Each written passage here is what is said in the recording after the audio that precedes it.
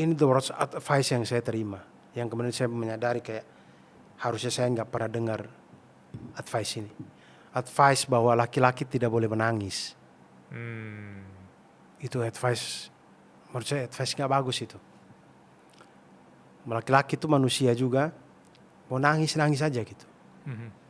Karena Sayyidina Umar bin Khattab itu orang yang paling tangguh, yang iblis lihat aja iblis lari. Tiap malam nangis loh, tiap malam nangis.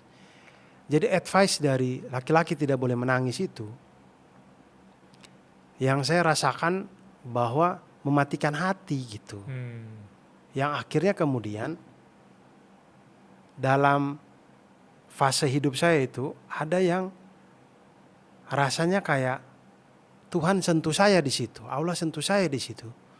Tapi saya kayak sombong banget gak mau nangis gitu. Kayak angkuh banget saya itu, kayak kenapa gak nangis gitu. Sampai kemudian betul-betul di fase yang jatuh sejatuh-jatuhnya barulah saya ngakui kayak oh iya ya, dari situ nangis. Dan ketika kemudian saya baca Sirah Nabawiyah, baca kisah-kisah para sahabat, di situ baru saya tahu bahwa ternyata salah loh, laki-laki tidak boleh nangis itu salah gitu. Para sahabat yang tangguh-tangguh itu nangis mulu gitu.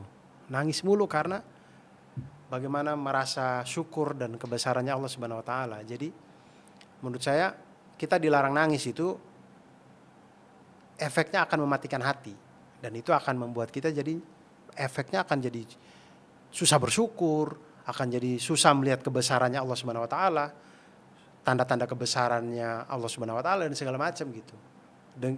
Dan ketika kita susah disentuh dengan hal-hal kayak gitu, hati kita jadi keras, kurang lembut.